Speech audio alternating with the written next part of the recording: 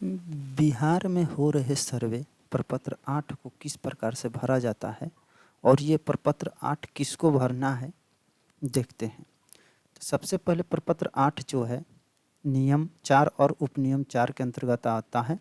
दावों आक्षेपों का प्रपत्र है।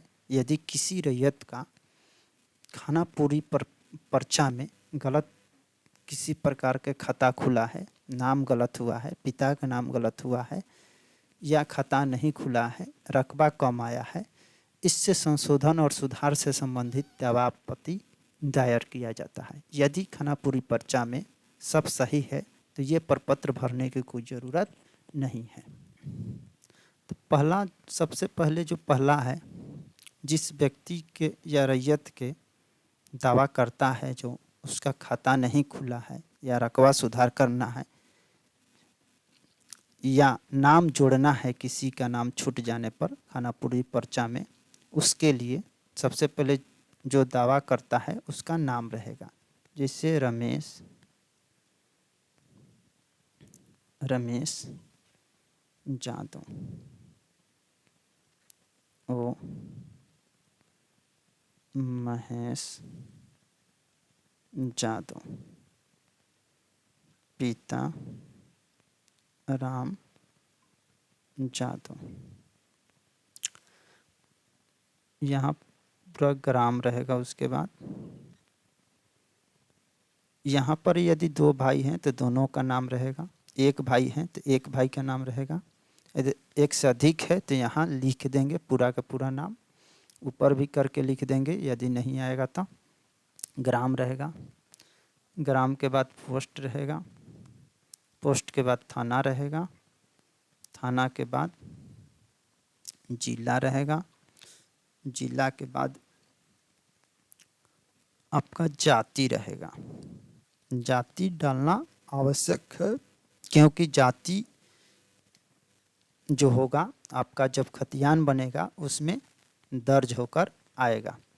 उसके बाद मोबाइल नंबर भी बहुत ज़रूरी है। उसके बाद प्रतिवादी, प्रतिवादी में किसका नाम डालना है वो देखना है। तो प्रतिवादी में उसी का नाम होगा जो गलत तरीका से उसके नाम से खाता खुल गया है।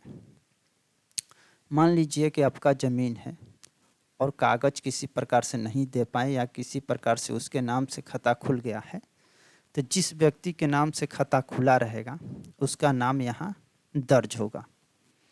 यदि बिहार सरकार के नाम से दर्ज खाता खुला रहेगा तो बिहार सरकार के नाम दर्ज होगा। यदि किसी रैयत के नाम से खाता खुला है तो पूरा रैयत के नाम दर्ज होगा और उसका मोबाइल नंबर भी दर्ज होगा। और यदि बिहार सरकार के नाम से खाता खुला रहेगा तो यहाँ पर बिहार सरकार प्रतिवादी में रहेगा। इसमें मोबाइल नंबर डालने की कोई ज़रूरत नहीं है यदि बिहार सरकार रहेगा तब। उसके बाद विवादित भूमि का ब्यौरा, 3 नंबर में विवादित भूमि का ब्यौरा में भरना है। जिस राजस्व ग्राम में ज़मीन है उस राजस्व ग्राम का नाम डालना है। उसके बाद थाना संख्या डालना है। उसके बाद खाता संख्या जो है उस खाता संख्या डालना है। खेसरा संख्या डालना है, जो खेसरा संख्या है वो खेसरा संख्या डालना है। डॉट डॉट डॉट कुछ भी हो सकता है। उसके बाद नया खेसरा दर्ज कर देना है। यहाँ नया खेसरा भी डाल देना है, यहाँ पुराना डाल भी सकते हैं। सबसे बेस्ट रहेगा नया दर्ज कर दीजिएगा। रकबा, जितना ज़मीन पर आप आपत्ति दायर करना चाहते हैं वहाँ पर 1 एकड़ मान के चलिए 30 डिसमिल, तो यहाँ 1 एकड़ 30 डिसमिल दर्ज कर देंगे। उसके बाद दावा अपेक्षित का सार है। तो दावा अपेक्षित के सार में बहुत प्रकार के कंडीशन हो सकता है, जैसे कि केवाला द्वारा प्राप्त जमीन का खाता नहीं खुला है। दूसरका में हो सकता है खतियान द्वारा प्राप्त जमीन का खाता नहीं खुला है। तीसरा में हो गया है बंटवारा द्वारा भी हो सकता है, बंटवारा द्वारा प्राप्त जमीन का खाता नहीं खुला है।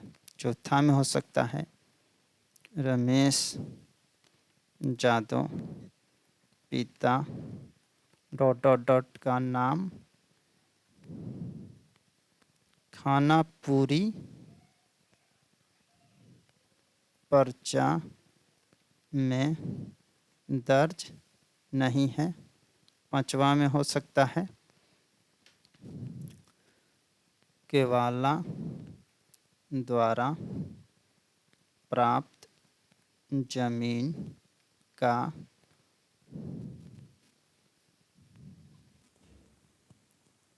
रकबा कम आया है।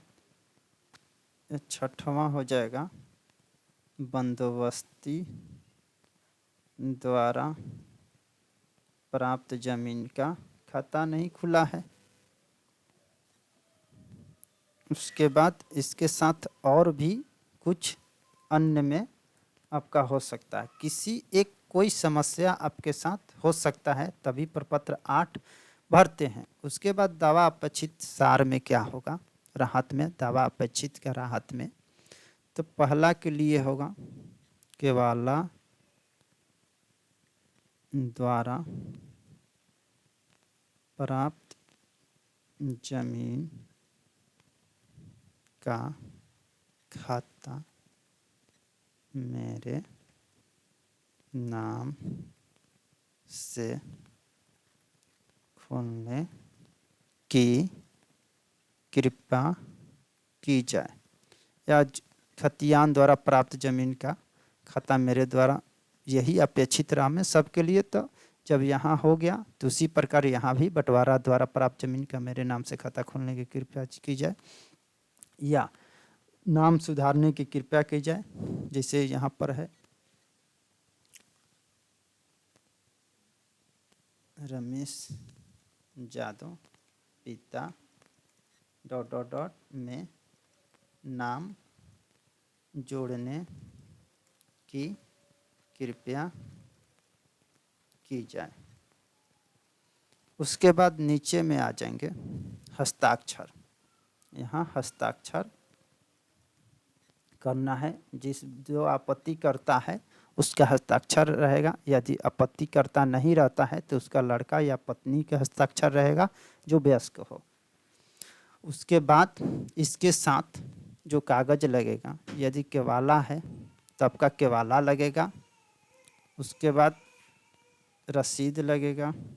उसके बाद अगर वंश वृक्ष है तो वंश वृक्ष इसके साथ लगेगा।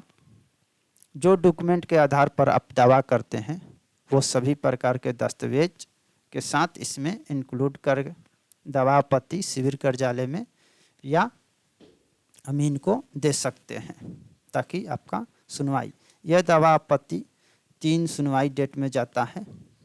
पहला में, दूसरा में, यदि पहला में हो जाएगा तो हो जाएगा, खुल जाएगा तुरंत खाता, या दूसरा में आपसे पहला में डॉक्यूमेंट मांग किया जाएगा, दूसरा में खाता खुलेगा। यदि दूसरा में नहीं अगर आप डॉक्यूमेंट देते हैं तो तीसरा में आपको चांस मिलेगा, तीसरा में खाता आपका सही रहेगा कागज तो खाता खुल जाएगा। इस प्रकार से फॉर्म को 8 को भरते हैं।